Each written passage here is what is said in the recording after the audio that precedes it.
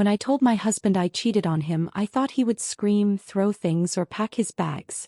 But what he did instead left me shaking.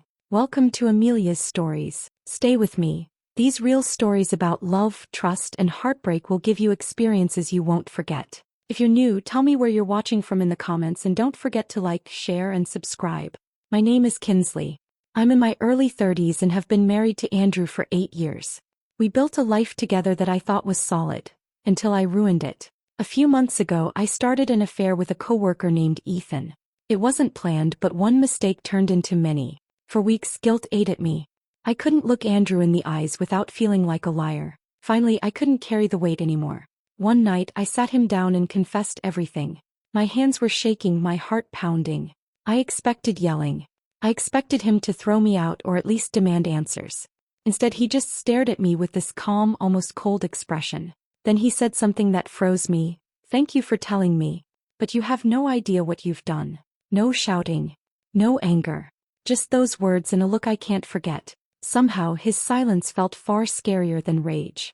Something inside me whispered, this wasn't over. In the beginning, Andrew and I were inseparable. We laughed at everything, stayed up late talking about dreams, and promised each other forever. For years, that promise felt real. But slowly things changed. Andrew started working longer hours, coming home exhausted and distracted. Our conversations turned into quick updates, not deep talks. I told myself he was just focused on providing for us, and I tried to be understanding. But inside I felt invisible. The man who once held my hand every night barely noticed when I dressed up. I hated feeling this way, but I craved affection, attention, anything to remind me I mattered. That's when Ethan appeared. It started innocently, just small chats at work, friendly smiles. Then one evening after a long day, he touched my hand and said, "You deserve to feel special." That moment changed everything. I didn't stop him. I should have, but I didn't. Now, after confessing, Andrew's calm face haunts me. He didn't fight. He didn't cry. He only said, "I'll take care of things." Those words replay in my head like a warning. That night, he didn't sleep in our room. I heard his footsteps down the hall, the quiet click of the guest room door closing. For the first time, it hit me. I might have lost him completely, and I don't even know what take care of things really means. The next morning, Andrew was in the kitchen making coffee like nothing had happened. He greeted me with a soft "morning," as if my confession the night before didn't exist. No accusations, no questions. He even asked if I wanted breakfast. For days he kept this strange calmness. He smiled, helped with small chores, and spoke to me in the same gentle tone. It should have been comforting, but it terrified me. Why wasn't he angry?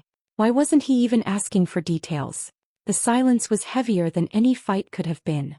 Every time I tried to bring it up, he changed the subject or said, "Not now." I lay awake at night wondering what he was thinking, guilt eating at me like poison. A week later, Andrew did something unexpected. He cooked dinner. Candles, music, everything like old times. For a moment, I thought maybe he wanted to fix things. We ate in silence until he finally looked at me and asked, "Did you love him? Was I that invisible to you?" His voice was calm, but each word sliced through me. I stuttered, trying to explain, but his expression never changed. It wasn't rage, it was control. That scared me more than shouting ever could. When dinner ended, he simply cleared the plates and said nothing more. And in that silence, I realized something chilling. Andrew wasn't done. He was planning something, and I had no idea what it would be. 2 days after that dinner, Andrew finally spoke. He stood in the living room, arms crossed, eyes steady on me. "I'm not leaving," he said quietly. "You are." My heart dropped. I tried to argue, but he didn't flinch. That's when he laid it all out. He had already spoken to a lawyer. Papers were being prepared. "We're done, Kinsley," he said. "And just so you know, the house stays with me. It's been in my family for generations." I felt the blood drain from my face. I thought confessing first would give me some control, maybe even sympathy. I believed honesty would count for something. But Andrew had been 10 steps ahead. He opened a folder and placed it on the table. Screenshots, messages, everything proving my affair. He'd been collecting evidence while I thought I was hiding secrets. "You didn't just break us," he said calmly. "You underestimated me." I stood frozen, words tangled in my throat. Before I could speak, he walked past me, carrying his things back into the master bedroom. Later, I heard the click of the lock. My side of the bed was no longer mine. That night, I slept in the guest room surrounded by boxes of my own belongings. The shift was complete. I wasn't the one in control anymore. Andrew had taken back his power without a single raised voice, and for the first time, I realized what real strength looked like. I couldn't take the silence anymore. After days of being ignored, I drove to Ethan's place, my chest tight with anger and desperation. When he opened the door, he looked annoyed, like I was some inconvenience. "We need to talk," I said, forcing my way in. "You can't just disappear on me after everything." He cut me off with a laugh, sharp and cold. "Disappear? Kinsley, I never promised you anything. You're toxic. Go fix your marriage, if there's anything left to fix." His words hit like a slap. I stood there stunned, searching his face for any sign of the man who once told me I mattered. But there was nothing. Just boredom and irritation. Before I could speak again, he opened the door wider and said, "Goodbye, Kinsley." I drove home in a blur, humiliation burning through me. But what waited there was worse. The moment I walked in, I saw boxes lined up in the hallway. My clothes, my shoes, my life, all packed neatly.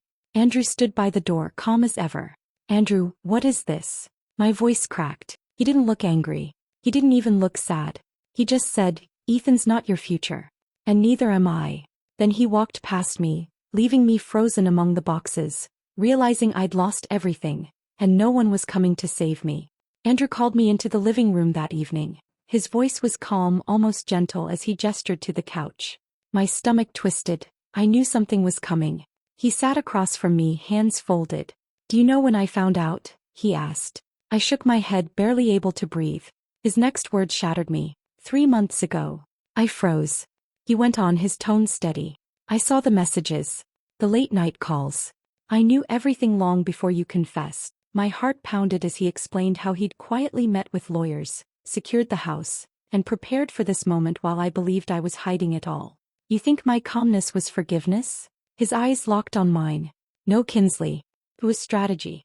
I wanted you to feel safe enough to tell me yourself. And now you get to live with what you've done." His voice didn't rise. There was no anger, no shouting, just an icy certainty that chilled me to the bone. Then he said the words that broke me completely. "I don't need to ruin you. You've already ruined yourself." In that moment, I understood his revenge. It wasn't public humiliation or loud fights. It was letting me walk straight into the trap of my own choices. And now I had nothing. Not him, not Ethan, not even my dignity. Just the crushing weight of what I had destroyed with my own hands.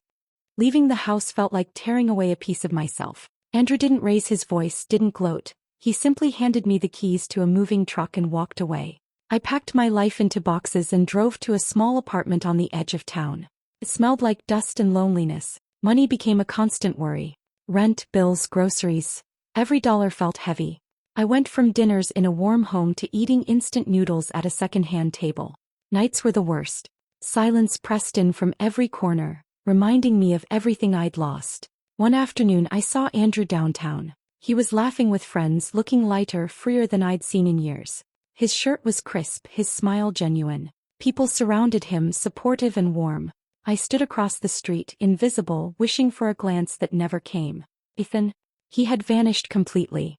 The man I risked everything for had used me like a temporary thrill. No texts, no calls, just silence. I finally understood what I had thrown away. A loyal husband for someone who never cared. The spiral came fast. Regret consumed me. Every mistake replayed in my head like a cruel film. I had no one to blame but myself. Andrew didn't destroy me, I did that all on my own.